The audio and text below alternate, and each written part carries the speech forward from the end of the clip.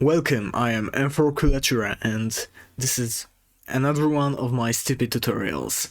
This one is actually about a concept I have thought up while making the previous one, and I call it the metachords. What is a metachord? It's simply just a chord, like an ordinary one, that spans multiple parts. In most cases those are multiple instruments. In Baroque music, when there was a choir performing, there were multiple voices. That's where the bass, alto, tenor, soprano thing comes from, actually. So, let me demonstrate it, because it's a great way to generate ideas or just write music with it. And you can also generate polytonal ideas with that technique, but I'm not gonna get into polytonality because it's too advanced. Even for me, everyone has a different way of writing polytonal things, so who cares? Let me get to the point. First, from this simple chord, this single, as you see, it's a pretty hefty chord. Why did I choose a particularly big one instead of, a small one, a basic C major, for example? So I have a C major here.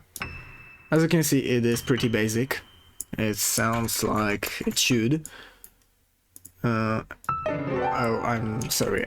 If I tone these down to 1, you can hear it's a normal chord, and instead, I personally like to choose big jazzy chords because they're complex. And usually you don't put them just randomly everywhere because that's stupid. Like, think about it. You don't want to have everything going on all at once, but the beauty of the metachord is that it spans the entire song. And the entire stack of instruments you put on top of each other, so you don't notice that complexity, you're not overwhelmed by it, but you can still feel it in the harmony. So let me play it right here.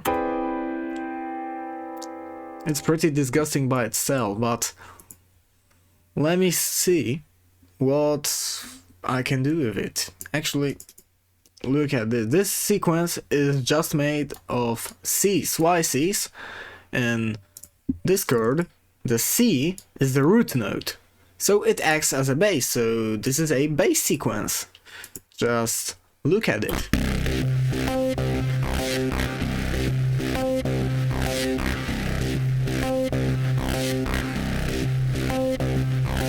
A pretty standard one, actually, nothing crazy going on here, but that's the point.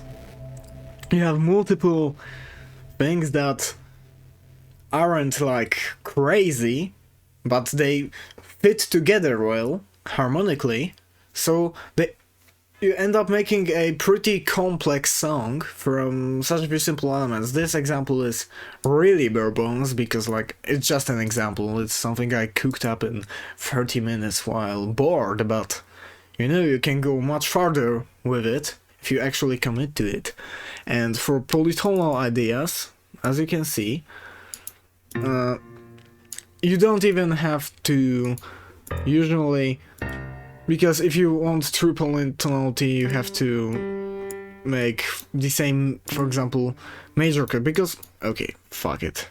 Let me just turn those down, and this is a C major. You can use that to make 3 chords with the roots of C, E, and G. You can just make a E minor chord, an E minor chord actually, N, E, A, fuck it. And as you can see, the E minor and the G major are spanning 3 octaves actually, those 3 chords, and once I turn those up, you have a sound that fits together, despite it having 9 different notes playing at the same time.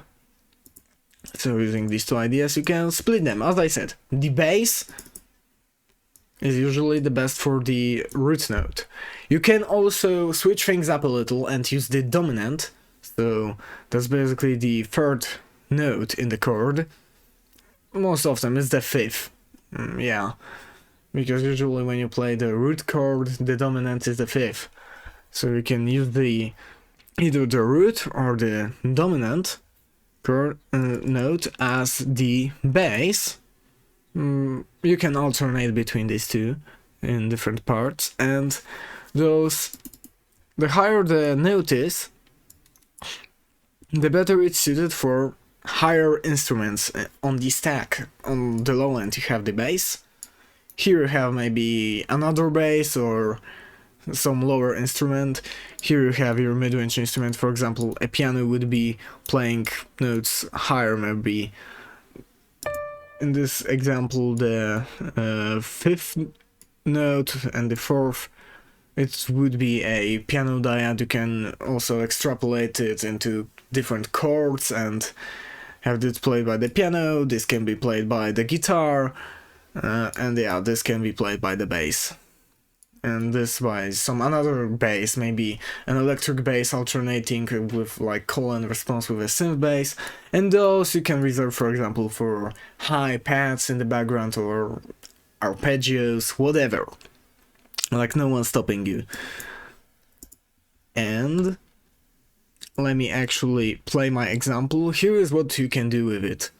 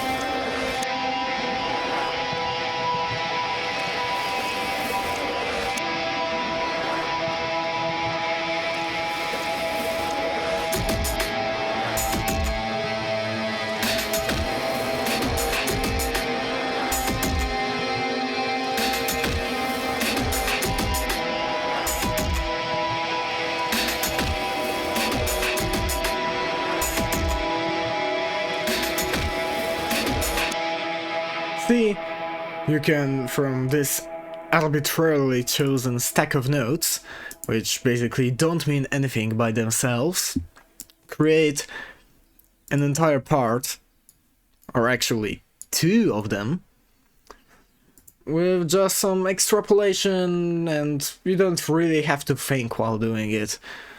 Actually, you kinda do, but I'm sorry. You have to think, but not as much as when coming up with everything by yourself. You have this little guide that you thought of by looking at other chords, or just looking on the internet, or just choosing random letters on the keyboard.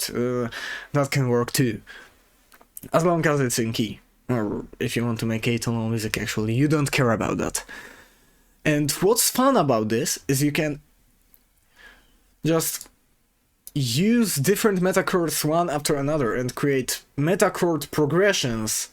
So you can simulate key changes but just transposing.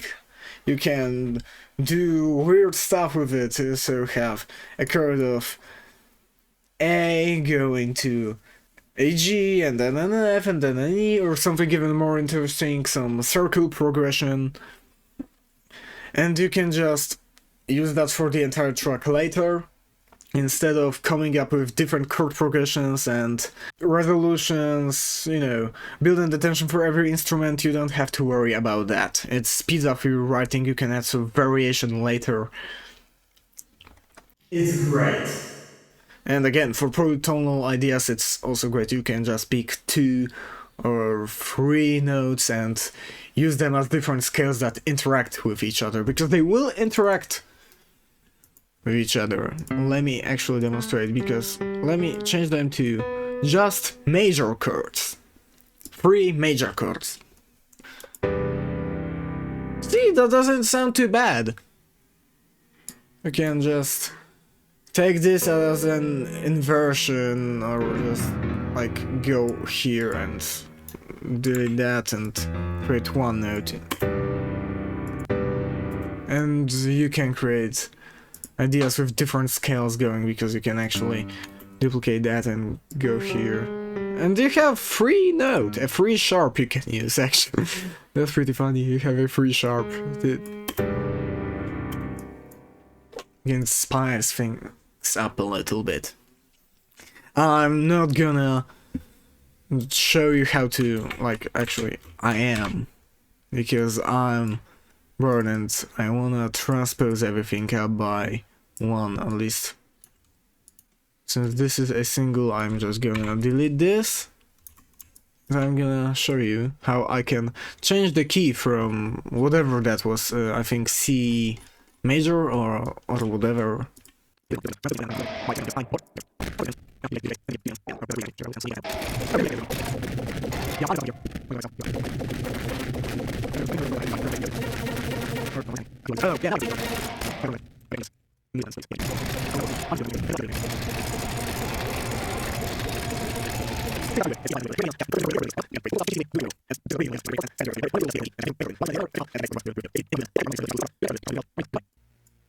Move this one and copy it. Yeah, thank you.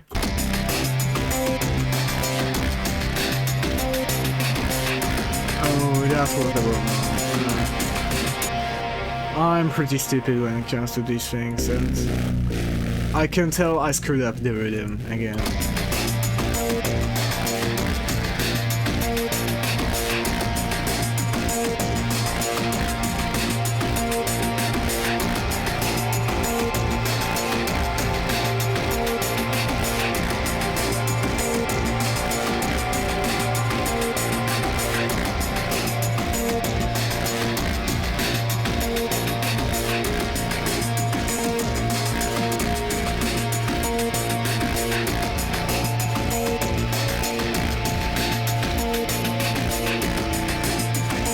See, that's how you do it.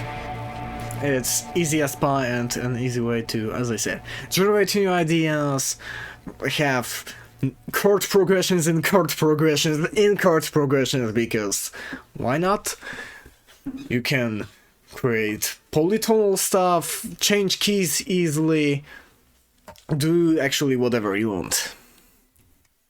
And this is really easy to implement. Again, just choose some arbitrary chords and stack them together across every layer. If one note is too little, just make it a chord in the key.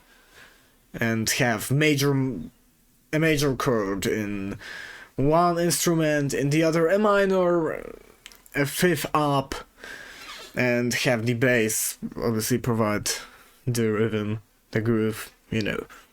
It's easy. Anyone can do it, and it might help you. I'm not saying it certainly will. If you suck, you will still suck, but you can experiment with it. Have something to think about. Or maybe not. Goodbye.